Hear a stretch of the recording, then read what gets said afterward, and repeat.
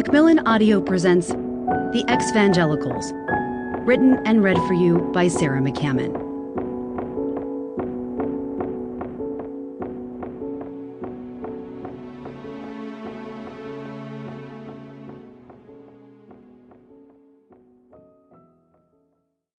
To my sons, for helping me to see that parents, while imperfect, are doing the best they know to do. To Christopher, for making the journey with me through difficult paths. And to Greg, for coming alongside me on this journey and for your guidance, affection, and love. Introduction. Jesus stumbled under the weight of the cross. Blood dripped down his face, flowing from the crown of thorns that sat atop his head. A harsh yellow spotlight followed his heavy steps. "We want Barabbas! Give us Barabbas!" shouted an angry mob of men, preferring to free a hardened criminal, as Jesus haltingly dragged the cross toward his place of death.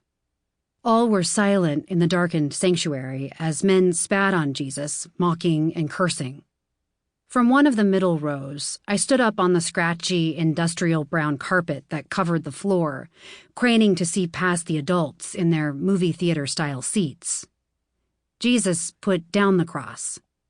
The spotlight focused in on him, and everything else disappeared, except for the angry men who were beginning to spread Jesus, limb by limb, across the wooden beams. One of them lifted up a hammer and a thick nail, and I began to sob. At about age 4, I understood that this man wasn't really Jesus. He was in heaven with God the Father. But those nails and all of that blood looked very real. And I was afraid for the man who was portraying Jesus in our church Easter pageant. This poor man is dying so we can understand how Jesus died for us, I thought. But as I watched, something combusted inside, and I felt panic and horror wash over me, pushing out tears. "They're killing him," I cried. I remember my parents comforting me from their seats, assuring me that it was only pretend, that the man would be okay, and that while Jesus had suffered and died for us, this man from our congregation would do neither. It would not be the last time I would sit in a church sanctuary, at once moved and afraid, and unsure what was real, uncertain what to believe.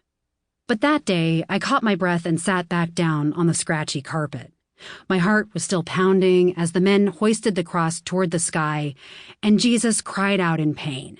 His voice rang out across the high ceiling. "Father, forgive them, for they know not what they do."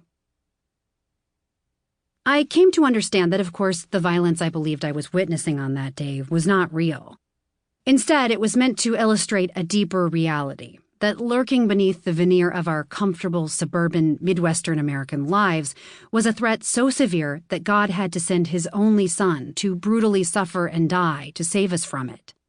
The blood might be fake, but the danger was not. That threat informed every aspect of my life as an evangelical girl growing up in Kansas City in the 1980s and 90s. It animated the efforts of the adults around me, the youth pastors who warned young evangelicals about the dangers of premarital sex and the promise of the reward of a blissful marriage for waiting, the speakers who gave young earth creationist seminars in churches, and the teachers who instructed us from alternative textbooks in Christian schools. The religious leaders who warned against the dangers of what they described as false religions like Islam and even, according to some, Roman Catholicism. The droves of parents, including mine, who marched with their children outside abortion clinics, praying for the end of Roe v. Wade, and fought against the legalization of same-sex marriage. For many evangelicals of my parents', pastors', and teachers' era, decades of political activism and careful curation of alternative media and educational institutions culminated with the election of Donald Trump, whom many saw as the unlikely champion of their outsider movement, and the overturning of Roe v. Wade in the summer of 2022. For others, especially many of their children, the Gen Xers, Millennials, and Zoomers who grew up in the shadow of the moral majority only to come of age in a far more pluralistic and interconnected world, these years have been a time of confusion and disillusionment. Sample complete. Ready to continue?